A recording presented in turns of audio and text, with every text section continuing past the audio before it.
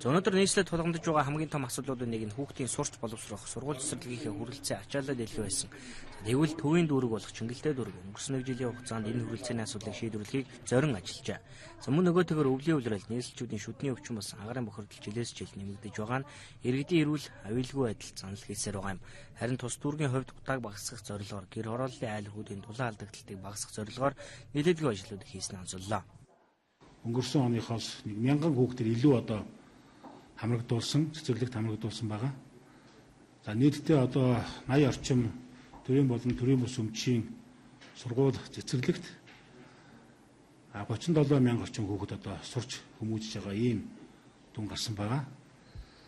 За мөн энэ боловсрол 2020 гэсэн дүүргийн хөтөлбөр байдаг. Энэ хөтөлбөрийн хүрээнд бол сургуулийн орчин нөхцөлийг сайжруулах, багш сурагчдын идэх оролцоог нэмэгдүүлэх, багш нарын сургалт үйл ажиллагааг дүгнэх гэх мэт ийм ажлууд хийгдэж байгаа. Тухайн хороон дээр бид нэр загвар өргөх болох гэж байгаа. Өөрөөр хэлбэл энэ дулаалгын материалаар тухайн амины сууцыг дулаалснараа ямар үр дүн гарч ийна.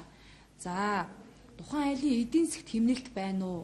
За дээрэс нь тухайн айлын дулаалаагүй байхад байсан амины орон сууцны дулаан алдагдлын хэмжээ ямар байсан, дулаасны дараа ямар болов гэдэг ийм бодит үзүүлэлтүүдийг бид нэр мэргэжлийн байгууллагатай хамтарч өдөр тутмынх нь хэмжилтийг хийж ийм тодорхой үр дүн гаргах юм зорилт тавиад ажиллаж байна. Тус дүүргийн удирдлагуудын зүгээс гэр хорооллын айл өрхүүдийн дулаан алдагдлыг багасгаснаар түлэх нүүрсний хэмжээ багасна гэж үзэж байгаа юм. Түүнээс гадна дүүргийн зүгээс хороодыг засмал замаар холбох ажлыг төлхөө хийж хэрэгжүүлсэн гэж байна. Ингэснээр төв замын ачааллыг бууруулж төвжирлийг сааруулах, улмаар агаарын бохирдлыг бууруулах багц гисэн хувь нэмрээ оруулсан ажил болж чадсан гэдгийг онцолж байгаа юм. Ямар ч тач тус дүүрэг энэ онд сургууль цэцэрлэгийн хүрэлцээ хүртээмжийг нэмэгдүүлэх, агаарын бохирдлыг бууруулахад иргэдэд дэмжлэг үзүүлэн ажилласан байна.